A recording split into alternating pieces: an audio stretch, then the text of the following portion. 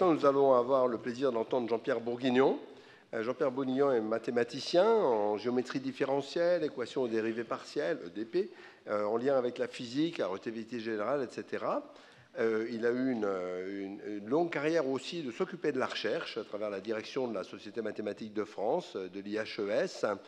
Et il est maintenant directeur du Conseil européen, directeur, je ne sais pas, oui, directeur, mettons, du Conseil européen de la recherche, du fameux ERC, qui donne des bourses de chercheurs très sélectives, très sérieusement examinées, et ce sont des choses qui changent la vie d'un chercheur et de ses collaborateurs. La France se comportant d'ailleurs très bien vis-à-vis de ça. À l'époque, il faut le rappeler, d'une période de vache maigre pour la recherche, on peut le dire haut et fort. Merci pour ce travail fondamental, Jean-Pierre. C'est des choses qui font beaucoup de bien à la recherche. Et donc, voilà, donc son exposé a un titre assez simple, mais qui est un peu mystérieux, c'est donner le même nom à des choses différentes. C'est pas la chose qui est mystérieuse, c'est ce qu'on va entendre, pour moi. Bonjour, merci en tout cas aux organisateurs de me donner l'occasion de parler devant vous dans ce colloque assez extraordinaire. Donc moi, mon sujet, c'est effectivement celui qui est là, qui est en fait une citation d'Henri Poincaré. Voilà. Donc effectivement, il s'agit de cette citation de Henri Poincaré dans Sciences et méthodes, qui dit que je ne sais si je n'ai pas déjà dit quelque part, donc ça veut dire que c'est une chose qu'il avait en tête depuis longtemps, que la mathématique est l'art de donner le même nom à des choses différentes.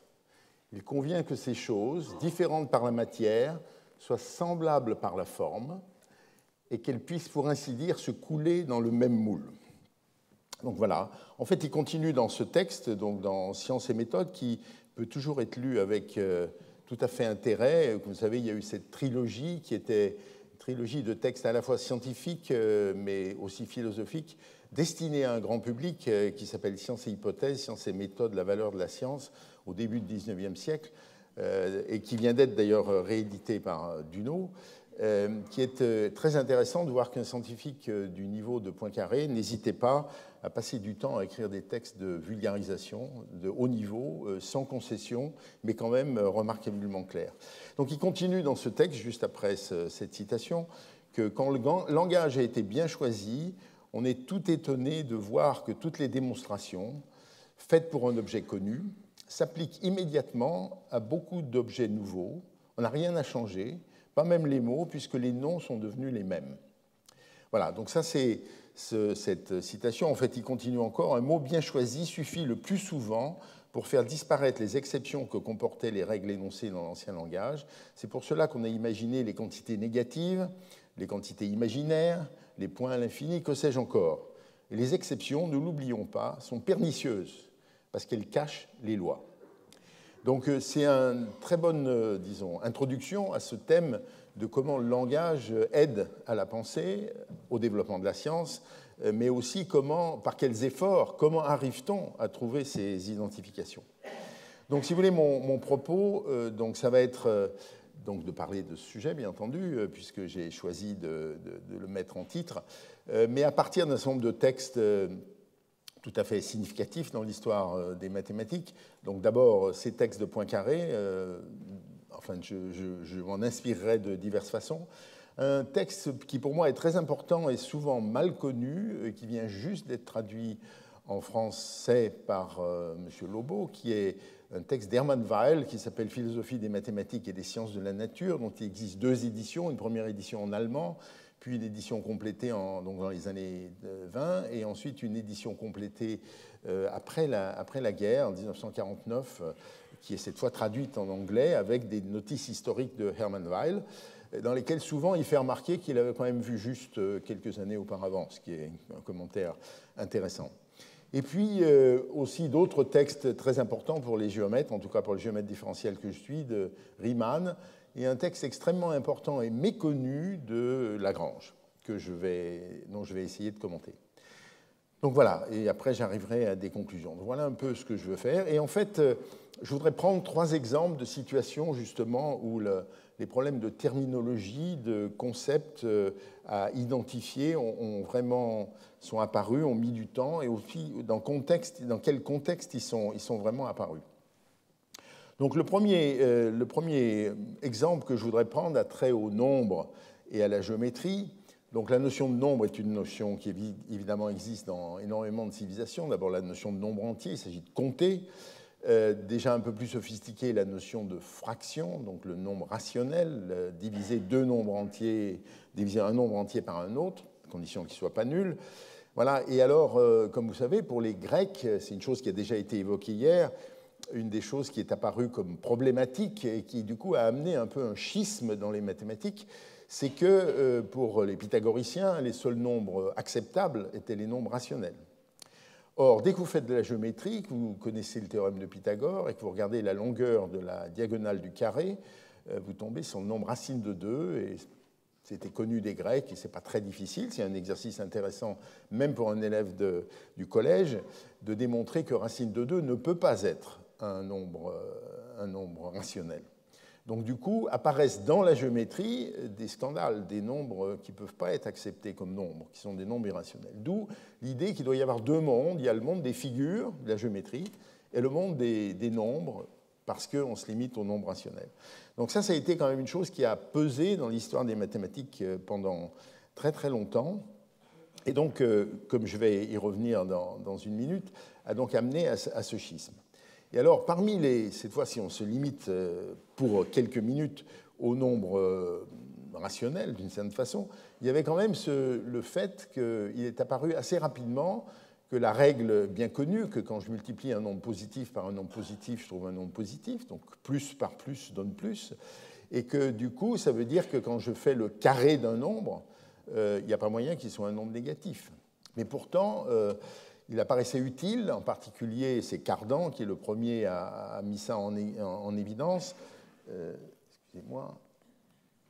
Voilà, donc dans ce texte, dans lequel, alors c'est intéressant parce que Cardan n'est pas celui qui a découvert la formule explicite pour résoudre les équations du 3e degré, c'est Tartaglia avant lui et peut-être même Ferrari avant lui, mais en tout cas il est le premier pour écrire une solution générale des équations de 3e degré, à se rendre compte que ça serait vraiment utile si on avait des nombres dont le carré était négatif. Donc c'est le premier à avoir introduit donc, les nombres qu'on appelle imaginaires, puisque visiblement ce n'est pas des vrais nombres, c'est autre chose.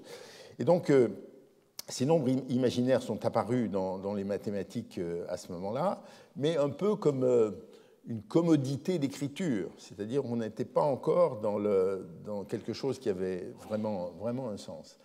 Et d'une certaine façon, pour qu'on aille au stade d'après, il était indispensable de faire une révolution encore plus grande, qui était donc de faire abolir ce schisme que j'ai évoqué, qui était donc ce schisme de... Alors peut-être un commentaire sur les nombres imaginaires qui est quand même intéressant. Il y a un commentaire qui est fait, disons, très tôt à propos des nombres imaginaires, comme quoi c'est vraiment quelque chose qui a un parfum de scandale et que du coup, on n'est pas sûr qu'on a le droit de les appeler des nombres. Donc, c'est pour ça qu'on a mis le codicile imaginaire. En tout cas, la chose vraiment importante, c'est donc qui est l'affirmation par Descartes, comme je vais le montrer dans une minute, dans le discours de la méthode, mais plutôt dans un ajout du discours de la méthode qui s'appelle la géométrie, que justement Descartes dit ben non, en fait, ce schisme n'a pas raison d'être, et on doit accepter que toute figure géométrique peut être décrite par des nombres. Et alors voilà comment il commence sa géométrie, et dans lequel vous voyez que c'est juste en passant, donc ce n'est même pas une affirmation philosophique, c'est que vraiment si on veut avoir des outils de résolution et aussi enrichir la géométrie, c'est indispensable d'accepter qu'on représente tout par des nombres. Et donc le principal enrichissement auquel il pense, c'est l'enrichissement qui consiste à regarder dans le plan des courbes bien plus compliquées que les coniques, qui évidemment avaient droit de citer depuis les Grecs de façon massive, étaient un des lieux de géométrie les plus élaborés, avec des théorèmes extrêmement profonds.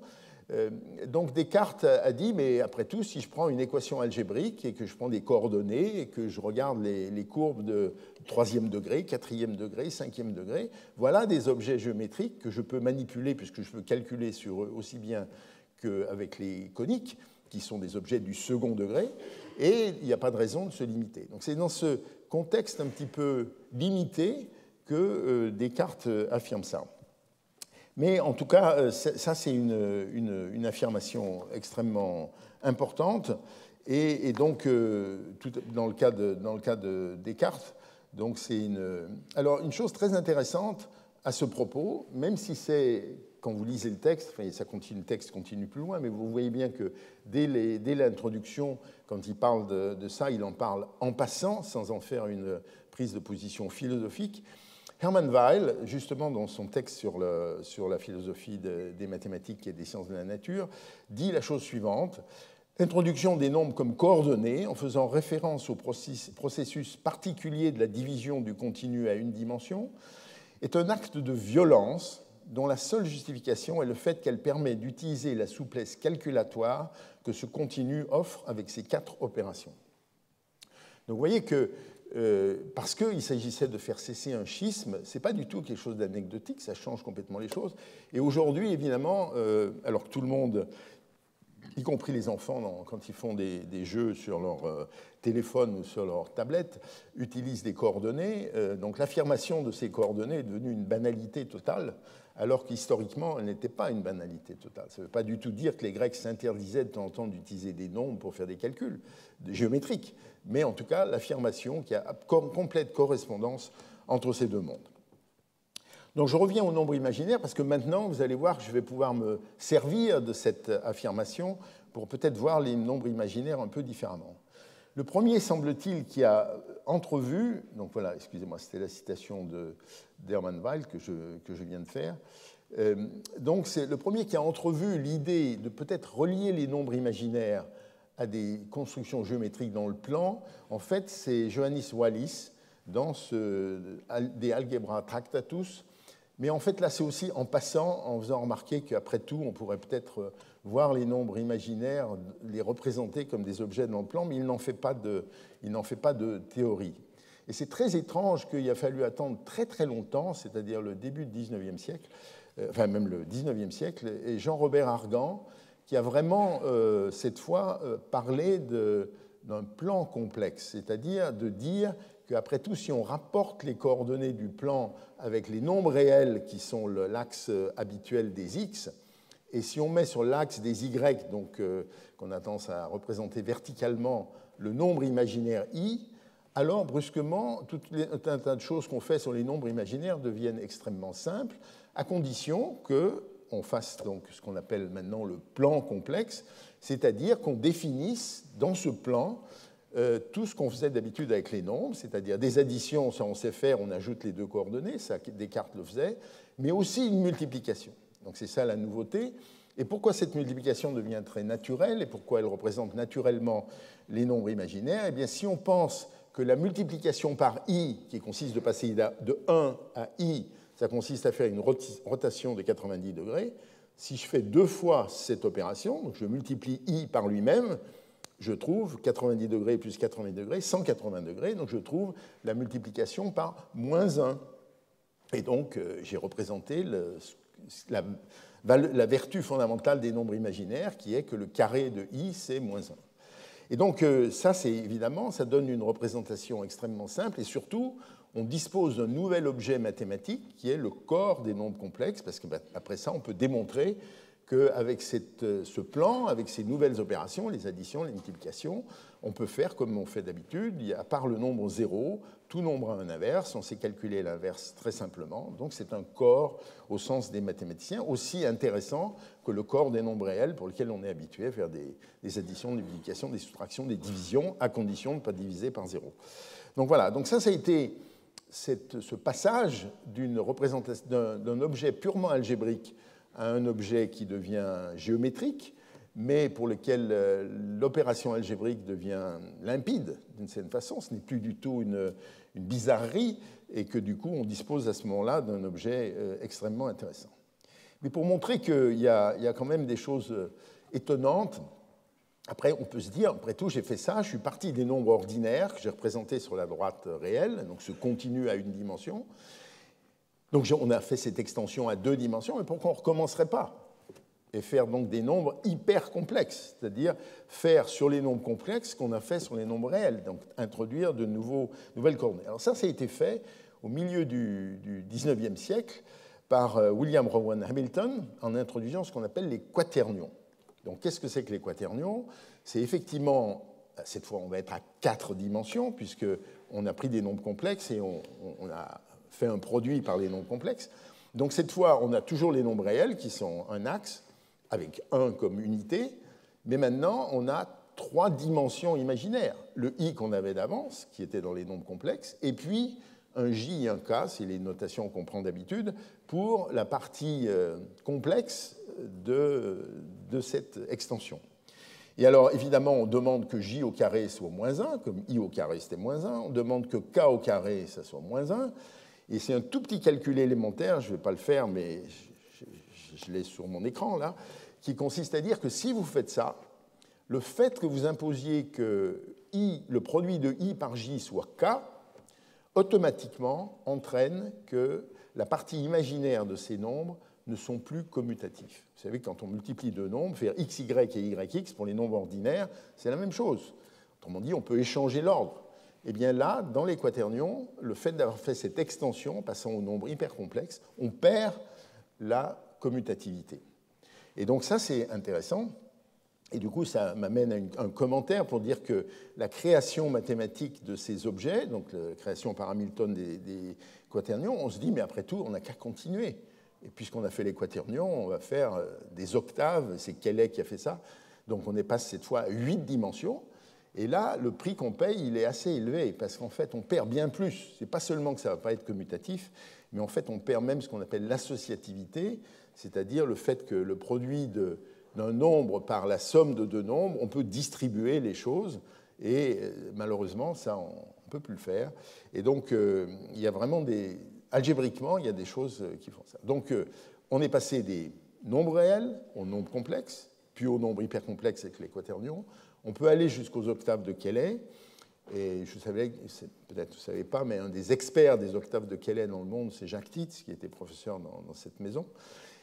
Et la chose extraordinaire, qui montre que les mathématiques peuvent dire des choses profondes sur des objets qu'on a l'impression de construire facilement de façon algébrique, c'est si vous voulez aller au-delà des octaves de Cayley, donc passer à la dimension 16, vous ne pouvez plus, à cause de la structure topologique de la sphère dans l'espace à 16 dimensions, donc une sphère à 15 dimensions, qui vous empêche de construire un objet algébrique qui serait aussi intéressant que les octaves de Cayley. Donc ça veut dire qu'avec cette construction qui semblait algébriquement toute simple, on est passé de 1 à 2, puis de 2 à 4, puis de 4 à 8, etc. En fait, la nature des objets que vous regardez est suffisamment cachée et complexe pour que ce que vous voudriez faire par, spontanéité algébrique vous est interdit par une topologie beaucoup plus profonde. C'était un commentaire en passant, mais pour montrer que, là encore, au niveau du langage, ce qu'on peut croire comme des opérations banales, en fait, sous-jacent, il y a une réalité d'une subtilité beaucoup plus grande, et pour lesquelles les outils mathématiques à mobiliser sont complètement d'un autre ordre. C'est en fait de la topologie algébrique inventée par Henri Poincaré. Voilà, donc ça, c'était mon premier sujet, qui était de parler du passage, de l'introduction des nombres imaginaires, mais aussi de la nécessité d'accepter les systèmes de coordonnées, donc de repérer les objets, de faire une synthèse entre la géométrie et l'arithmétique, mais en fait l'utilisation des nombres, et de montrer comment ces choses-là amènent à des objets mathématiques extrêmement intéressants, extrêmement profonds. La deuxième notion que je voudrais discuter, qui est en fait pour les géomètres évidemment fondamentale, qui est la notion d'espace. Donc pour tout le monde, quand on parle de l'espace, c'est l'espace qui nous entoure. C'est un espace à 3 dimensions, dont on a l'impression qu'on a le contrôle sensible. Et historiquement, c'est une chose qui a, évidemment, les travaux d'Euclide ont été fondamentaux. On peut mesurer des distances dans l'espace ordinaire, et c'est ça qui fait sa valeur, qui fait sa richesse, qui fait sa solidité. Et pendant longtemps, beaucoup de gens ont considéré que l'espace euclidien, et même l'espace euclidien à 3 dimensions, était en fait le seul espace concevable. C'est intéressant de lire dans Emmanuel Kant, donc la critique de la raison pure, qu'un des impératifs absolus, c'est justement l'espace euclidien. Alors en fait, si vous lisez un peu plus Emmanuel Kant, un peu avant la critique de la raison pure, il discute à un moment, après tout, pourquoi l'espace a 3 dimensions et pourquoi est-ce qu'il ne pourrait pas en avoir plus. Mais finalement, quand il vient à la critique de la raison pure, qui veut définir les impératifs absolus, la seule chose qui compte, c'est l'espace euclidien à 3 dimensions. Donc déjà, l'idée de concevoir un espace à plus de 3 dimensions était problématique, mais surtout un espace qui soit structuré par la notion de longueur telle qu'on la connaît chez Euclide, avec tous les théorèmes qu'on connaît. Donc d'une certaine façon, quand on a commencé à... Alors, une des choses qui était un ver dans le fruit pour les mathématiciens, c'était le fameux postulat des parallèles. Ce postulat des parallèles, qui arrive dans la description d'Euclide à un certain niveau, en général on le présente comme le 5e postulat, en fait c'est un peu plus compliqué quand on compte parce qu'il y a des postulats qui ont des codicilles, en tout cas appelons-le le 5e postulat, qui est un postulat extrêmement simple et naturel, qui consiste à dire que si je prends une droite dans un plan, si je prends un point extérieur à la droite, alors il existe une et une seule droite passant par ce point parallèle à cette droite. Si vous regardez vraiment la façon dont Euclide l'a énoncé, il ne l'a pas énoncé comme je viens de l'énoncer. Il l'a énoncé en disant que si je prolonge, il existe une droite qui, si je la prolonge indéfiniment, ne rencontrera pas l'autre droite. Donc vous voyez que là, c'est déjà une chose un tout petit peu plus subtile, en ce sens que ça fait appel à l'infini, puisqu'il faut prolonger la droite indéfiniment. Évidemment, ce que vous ne pouvez pas faire matériellement. Donc c'est déjà forcément une abstraction. En tout cas, ce postulat était problématique. Pourquoi ? Il était présenté comme postulat chez Euclide, mais la question se posait, est-ce qu'il n'y a pas moyen de déduire ce postulat comme un théorème déduit des postulats précédents? Et il y a eu énormément de tentatives pour faire ça, toutes fausses. Toutes les fois, il y avait une erreur dans la démonstration. Et du coup, un certain nombre de gens se sont mis vraiment à discuter ce postulat très sérieusement. Et vers la fin du XVIIIe siècle, il a commencé à y avoir, avec Legendre et quelques autres, des tentatives qui commençaient à être vraiment intéressantes sur ce postulat. En fait, le premier qui probablement a compris qu'on pouvait construire des géométries sans ce postulat, c'est en fait Gauss. Mais vous savez, la devise de Gauss, c'était pauca sed matura. Peu de choses, mais des choses mûres. Donc, il n'a pas publié à ce propos. Mais finalement, le scandale de l'existence de géométries non euclidiennes est arrivé avec Nicolas Lobachevsky, qui était à ce moment-là recteur de l'université de Kazan. Et c'est très intéressant parce que pour Lobachevsky, quand il a parlé de publier son article sur les géométries non euclidiennes, qu'est-ce qu'il a pris comme mot? Géométrie imaginaire. C'est tout à fait intéressant. Après, il a un autre article qui s'appelle La théorie des parallèles, c'est même un livre, justement, où il développe qu'on peut faire une géométrie non euclidienne. Évidemment, il prend le soin, en discutant dans cet article, que, évidemment, quand on fait des mesures dans l'espace qui nous entoure, on a l'impression qu'on est quand même bien dans un espace euclidien, que ça, c'est une sorte de création un peu abstraite. Et ça a été vu quand même pendant longtemps comme un scandale. Et il y a même eu encore, sans vouloir insulter mes ancêtres mathématiciens français, jusque vers 1870, parce que la théorie de la géométrie non euclidienne s'est beaucoup développée en Allemagne, aussi en Italie, et il y a quand même eu une note au compte-rendu par un mathématicien français, professeur à l'école polytechnique, disant que tout ça, c'était de l'intoxication par de la mathématique allemande. Donc, vous voyez que le nationalisme peut se nicher dans des choses assez dramatiques. Donc, en tout cas, il n'y a pas de doute qu'on peut construire des géométries non euclidiennes. Donc, déjà, la notion d'espace euclidien comme seule géométrie pensable était battue en brèche. Donc, voilà. Donc, ces géométries... Alors, la chose extraordinaire, c'est qu'en fait, beaucoup de gens manipulaient des géométries non euclidiennes depuis très longtemps, en particulier les astronomes. Quand les astronomes regardaient la voûte céleste, ils ont développé même une trigonométrie pour la voûte céleste, pour calculer les positions des étoiles. En fait, ils développaient une géométrie qui est la géométrie sur la sphère. Si sur la sphère, on appelle droite les grands cercles, en fait, on a une géométrie parfaitement conforme à la géométrie d'Euclide, sauf le postulat des parallèles, puisque, évidemment, sur la sphère, je ne peux jamais tracer de parallèle par un point, puisque tous les grands cercles se coupent. Donc voilà, le postulat des parallèles est violé, mais tous les autres postulats sont corrects, donc la géométrie non euclidienne, sphérique, Et alors, l'invention de Lobachevsky, c'est une géométrie hyperbolique, comme on l'appelle, qui est au contraire, et du point de vue du postulat des parallèles, exactement le contraire. C'est que par un point extérieur à une droite, à ce moment-là, une des représentations possibles, c'est de représenter l'espace comme l'intérieur d'un disque, et à ce moment-là, de prendre comme droite, les cercles qui sont orthogonaux au bord du disque.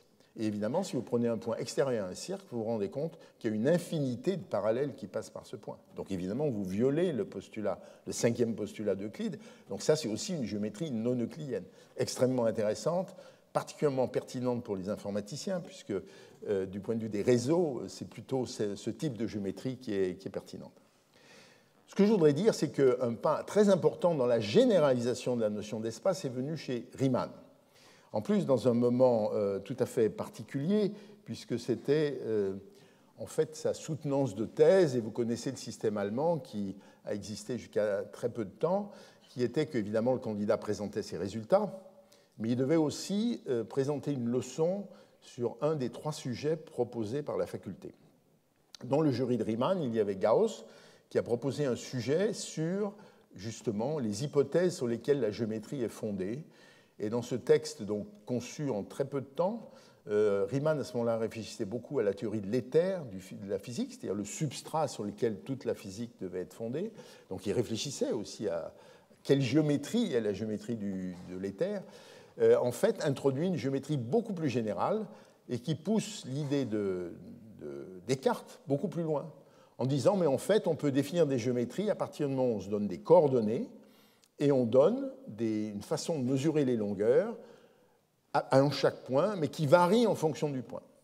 Et ce qui caractérise la géométrie euclidienne, c'est tout simplement que je peux trouver un système de coordonnées dans lesquels je peux rendre ces coefficients de cette façon de mesurer les longueurs, de cette métrique, constants.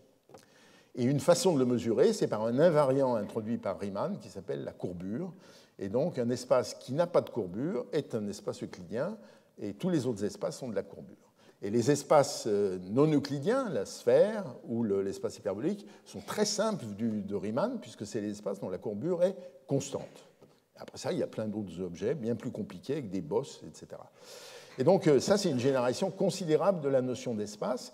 Et c'est très intéressant, parce que dans le texte que Riemann, dans ce texte-là, dont vous voyez l'introduction, qui a été publié après sa mort, donc ça, c'est donc tout à fait significatif. Riemann a eu une vie très courte. Il a en plus souffert dans la dernière partie de sa vie d'une tuberculose très marquée qui faisait qu'il était extrêmement affaibli, mais sa production était extraordinaire. Et donc je cite ce passage de Riemann, enfin la traduction en français de ce passage de Riemann. Entre parenthèses, si quelqu'un, peut-être c'est une chose qu'il faut que je fasse dans ma retraite, la traduction existante en français du texte de Riemann est particulièrement faible. Elle contient y compris des contresens, ce qui est quand même gênant. Elle remonte au début du XXe siècle. En tout cas, voilà une traduction dont je pense qu'elle ne contient pas de contresens, en tout cas j'espère. Au contraire, les occasions qui peuvent faire naître les concepts dont les modes de détermination forment une variété continue, donc c'est l'idée de ces espaces paramétrés par des nombres, sont si rares dans la vie ordinaire que les positions des objets concrets et les couleurs sont à peu près les seuls concepts simples dont les modes de détermination forment une variété à plusieurs dimensions. Donc, variété à plusieurs dimensions, ça veut dire simplement peuvent être repérés par des collections de nombres. Alors, pourquoi est-ce qu'il fait référence aux positions des objets concrets? Tout simplement, quand on remonte à Euler, une chose dont vous avez peut-être entendu parler, qui s'appelle les angles d'Euler, qui permettent de repérer la position d'un solide par rapport à un solide de référence. Très important, donc ça veut dire qu'on peut repérer la position d'un solide par rapport à un autre par des nombres. Donc ça rentre dans la catégorie de Riemann. Et évidemment, c'est tout à fait important. Et chose très intéressante, c'est que Riemann parle de l'espace des couleurs. Et effectivement, on savait déjà à ce moment-là que du point de vue de la physiologique, la perception de la couleur était faite avec trois détections. Donc il y avait 3 couleurs fondamentales qui permettaient de reconnaître, en tout cas pour l'œil, les couleurs. Alors faire attention parce que c'est effectivement trois quantités, mais ces quantités sont en fait des quantités qui sont plutôt des coordonnées dans un espace projectif. Je sais que Karine Chembla va parler de l'espace projectif cet après-midi. Donc ça veut dire qu'elles sont déterminées à un coefficient près. Donc en fait, le vrai espace des couleurs, la chromaticité, c'est vraiment à 2 dimensions, même si on utilise souvent 3 paramètres pour les repérer. Et après ça, comme vous savez, aujourd'hui, manipuler des couleurs est un objet fondamental du point de vue industriel, à cause des écrans, à cause de l'impression, etc. Donc c'est devenu un sujet extrêmement intéressant. Mais c'est quand même intéressant de voir que dans son texte, aussi fondamental que ça, Riemann parle de l'espace des couleurs. Alors c'est intéressant aussi de voir qu'Hermann Weyl fait la même chose. Il discute dans son livre sur la philosophie des mathématiques l'espace des couleurs avec une certaine intensité. Alors moi, ce dont je voudrais vous parler, c'est de dire que, en fait, Riemann a raté quand même quelque chose, qui est qu'il y a vraiment quelqu'un qui a créé un espace vraiment nouveau, vraiment abstrait, qui est en fait Joseph-Louis de Lagrange. Donc ce texte, qui remonte à 1808, est un texte extrêmement intéressant parce qu'à ma connaissance, c'est la première fois qu'un espace abstrait a été utilisé en mathématiques. Alors que faisait Lagrange ? Ça, c'est une remarque que je voudrais faire parce que je vous ai dit déjà pour Cardan, quand il a introduit les imaginaires, c'était vraiment parce qu'il était embêté, il avait quelque chose à écrire et il fallait qu'il n'avait pas les outils, donc il a introduit les nombres imaginaires. Et vous voyez que pour, en fait, Joseph-Louis de Lagrange, même s'il a vraiment compris quelque chose de très profond à propos de ce qu'il faisait, il le fait d'une certaine façon en passant. C'est-à-dire, il a un problème en tête très précis, qui est le problème de la variation des éléments des planètes, c'est-à-dire on s'intéresse au mouvement des planètes autour du Soleil et on essaye de le prévoir de la façon aussi précise qu'on peut. Alors on sait qu'il y a un mouvement très très simple. S'il y avait une seule planète autour du Soleil, alors Kepler, Newton nous ont donné tous les outils pour trouver le mouvement des planètes.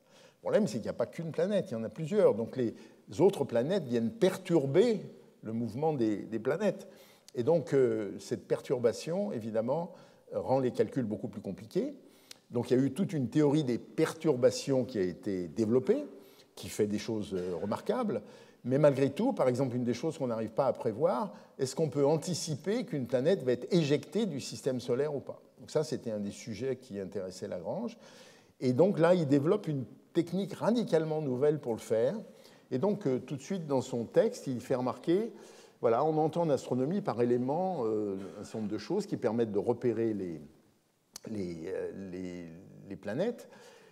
Et simplement, il dit que ces 5 quantités jointes à l'époque, donc l'époque, c'est la position d'une planète sur son orbite, donc c'est le moment de l'année, si vous voulez. Étant connu pour une planète, on peut trouver en tout temps son lieu dans le ciel par le moyen de ces 2 lois découvertes par Kepler, que les airs décrites. Alors après, il dit justement qu'après, il y a les perturbations qui viennent changer les choses. Et alors, il dit, mais oui, en fait, utiliser ces coordonnées dans cet espace, ce n'est pas ça qui va vous permettre de résoudre le problème. Et donc, dans ce mémoire, il développe ce qu'il appelle, enfin, ce qu'il n'appelle pas, mais qui, en tout cas, ce qu'on peut appeler l'espace des mouvements elliptiques. Et la chose extraordinaire, c'est qu'il se rend compte, et en tout cas il introduit de façon très explicite, que cet espace des mouvements elliptiques est un espace à 6 dimensions, qui ne sont pas seulement des objets, disons, concrets, c'est aussi des objets abstraits. En fait, il montre que pour étudier le mouvement de cet espace à 6 dimensions, c'est infiniment plus facile que dans l'espace concret auquel on pense. Et pourquoi ? Parce que cet espace à 6 dimensions a de façon naturelle une géométrie radicalement nouvelle, qu'on appelle aujourd'hui une géométrie symplectique, qu'il décrit de façon remarquable dans son texte, et pour lesquelles on peut écrire des équations d'une simplicité extraordinaire qui permettent de traiter avec une seule fonction, qui est la fonction de perturbation, tout le mouvement de tout le système. Et donc ça veut dire qu'on transpose le mouvement habituel, qui est le mouvement avec 3 positions dans l'espace, plus les 3 vitesses, qui sont les 6 paramètres qui sont là, dans un autre espace à 6 dimensions, qui est l'espace des mouvements elliptiques, dans lesquels la traduction des équations du mouvement devient extrêmement simple, à condition qu'on ait compris qu'il y a sous-jacent pas une notion de distance, mais une notion qu'on appelle aujourd'hui de forme symplectique, qui est un objet antisymétrique, alors que les objets de distance sont des objets symétriques. Et ce texte, de façon extraordinaire, est resté quand même largement incompris, inconnu pendant longtemps. Les gens utilisaient les résultats, mais ils n'avaient pas compris qu'il y avait là un acte fondateur d'un nouveau secteur de la géométrie. C'est intéressant dans des échanges de lettres entre Lagrange et Laplace, que Laplace ne comprend absolument pas ce que fait Lagrange, avec tout le respect que j'ai pour Laplace, bien entendu, qui a fait des choses extraordinaires. Et donc, il y a une espèce de dialogue de sourds. Lagrange avait absolument compris ce qu'il faisait. Il fait remarquer d'ailleurs que même si l'attraction de la gravitation, qui est la cause du mouvement, n'était pas donnée par les lois de Kepler, en fait, on a quand même un espace des mouvements. Alors, plus elliptique, évidemment, puisque elliptique, c'était parce que... Alors, pourquoi cet espace est abstrait? Tout simplement, c'est la chose suivante, c'est que s'il n'y avait qu'une planète et le Soleil, ça serait vraiment un mouvement elliptique. Mais il y a les perturbations des autres. Donc, l'idée, c'est de se dire, je vais tracer une trajectoire dans l'espace des mouvements elliptiques en me disant qu'à chaque moment, la trajectoire réelle, elle est en fait, elle a un contact maximum avec le fait de... Donc on s'intéresse à la façon dont l'ellipse, qui devrait être le mouvement pur, est perturbée par la présence des autres planètes.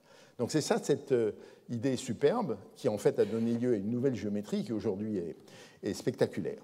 Donc je vais terminer sur ce chapitre, et j'arrive au dernier chapitre qui va me permettre de conclure, qui était de donner un exemple explicite d'un isomorphisme, puisque c'est la chose qui est fondamentale chez les mathématiciens, qui est dans un livre que vient de publier Laurent Lafort, qui est un livre de cours pour des professeurs du secondaire, peut-être un peu coriace, mais en tout cas remarquablement écrit, parfaitement pédagogique, sur justement deux mondes qui sont isomorphes au sens des mathématiciens, donc qui parlent de la même chose, qui est d'un côté l'espace des plans affines, construit sur un corps quelconque, et l'espace des corps au sens des mathématiciens, c'est-à-dire un espace, un objet algébrique dans lequel on a une addition, une multiplication et toutes les opérations habituelles qu'on connaît avec les propriétés qu'on connaît. Et en particulier, comment ces notions se relient, se correspondent l'une avec l'autre. Et donc la correspondance que je voulais vous faire voir, c'est donc ça, c'est la propriété de Desargues, qui est une propriété fondamentale de la géométrie élémentaire. Donc, qu'est-ce que vous donnez? Donc, oubliez peut-être la situation du bas, qui est la situation... Je prends deux droites. Peut-être on prend la situation du bas, elle est plus simple. Deux droites qui se coupent en un point P. Maintenant, je prends deux couples de parallèles. Donc, les parallèles delta 3, delta prime 3, et puis delta 1, delta prime 1. Eh bien, le théorème de Desargues dit que les points d'intersection de ces parallèles avec les droites D1, D2, D3 me permettent de créer justement en pointillé deux droites. Et la propriété de Desargues, c'est que ces droites sont parallèles. Voilà. Donc ça, c'est à la base de la théorie des espaces affines. Donc ça, c'est la première propriété. Et la deuxième propriété, qui est la propriété de Pappus, si je fais une construction qui est un petit peu analogue, mais pas tout à fait la même, je prends toujours mes deux droites de base D et D' qui se coupent en un point P. Je prends maintenant deux droites parallèles delta 1, delta 2, deux droites parallèles delta prime 1, delta prime 2, eh bien, vous voyez que je peux trouver de nouveau des droites en pointillés qui sont liées au point d'intersection de ces familles de droites. Eh bien, la propriété de Pappus, c'est d'affirmer que ces droites sont parallèles. Eh bien, la chose extraordinaire, c'est que si je me donne un espace affine, un plan affine à deux dimensions, qui vérifie la propriété de Desargues, alors, si je m'intéresse dedans à toutes les transformations qui préservent les propriétés affines, je fabrique quelque chose qui est un corps, et que le fait que ce corps soit commutatif, c'est-à-dire que les produits de deux éléments commutent, est directement lié à la propriété de Pappus. Donc le dictionnaire complet, c'est qu'étant donné un plan affine, je peux construire un corps. Connaissant un corps, je peux construire un plan affine tout simplement en prenant les paires de nombres pris dans le corps. Et automatiquement, ça vérifiera la propriété de Desargues. Et si le corps est commutatif, ça vérifiera la propriété de Pappus. Donc, voilà un exemple de deux mondes, a priori différents, un totalement algébrique, qui est la théorie des corps, et un autre complètement géométrique, qui est la théorie des plans affines, pour lequel il y a un dictionnaire complet. Et donc, ma conclusion, c'est donc de dire à quel point cette notion d'isomorphisme, là je suis en train de citer Hermann Weyl, est d'une importance capitale pour la théorie de la connaissance. On peut dire des domaines isomorphes qui possèdent la même structure, et en fait les mathématiques c'est la science des structures. Pour toute proposition pertinente vraie au sujet du premier modèle, il y a une proposition correspondante et formulée de façon identique au sujet du second. C'est ainsi, par exemple, l'espace est appliqué de manière isomorphe par l'utilisation des coordonnées Descartes sur le domaine opératoire de l'algèbre linéaire, et puis l'exemple que je viens de donner pour la théorie des corps. Et donc la chose après pour la théorie de la connaissance, qui est donc tout à fait importante à citer. Donc je cite de nouveau Hermann Weyl, cette fois dans un ajout de la version 1949. Une science ne peut établir son domaine de recherche que jusqu'à une application isomorphe. Elle reste totalement indifférente à l'essence de ces objets. L'idée d'isomorphisme marque à l'évidence la limite insurpassable du savoir. Merci.